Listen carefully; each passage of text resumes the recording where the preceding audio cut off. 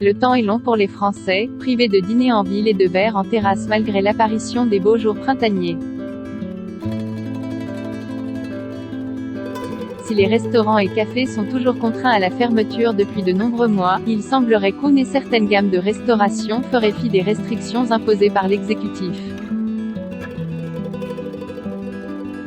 C'est en tout cas ce qu'affirme M6 dans une enquête diffusée dans le 19h45, ce vendredi 2 avril. Au sein de certains clubs privés, des dîners chics seraient organisés dans la capitale, avec champagne et menus de prestige à la carte.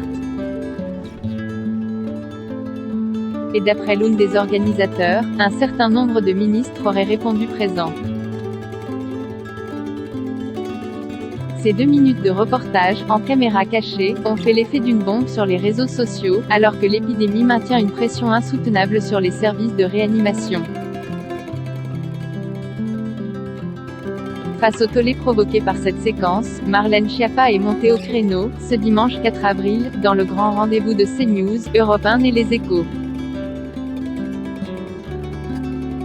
D'après la ministre déléguée à la citoyenneté, qui jure ne pas fréquenter ce type de réception mondaine, les membres du gouvernement surpris dans ces restaurations clandestins doivent être sanctionnés.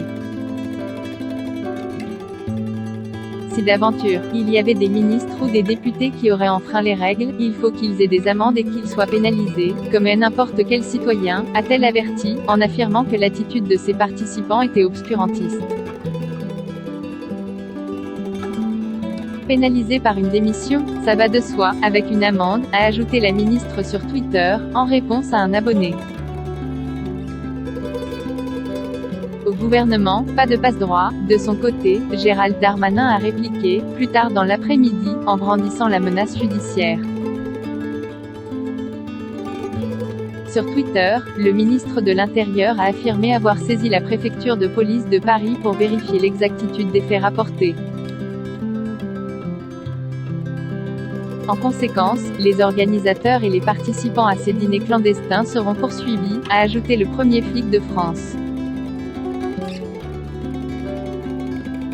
S'il reste convaincu qu'aucun ministre ne s'est rendu à ces dîners interdits, Bruno Le Maire a pour sa part martelé qu'il n'y avait de passe-droit pour personne. Le ministre de l'économie s'est également dit curieux que le restaurateur donne le nom des ministres incriminés. Pour autant, sur les réseaux sociaux, le mal est déjà fait. Face à une situation sanitaire de plus en plus intenable pour les Français, la polémique autour de la présence non confirmée de ministres dans ces rendez-vous UP a mis le feu aux poudres sur Twitter, où le hashtag Croisillon on veut les noms a massivement mobilisé les utilisateurs toute la journée.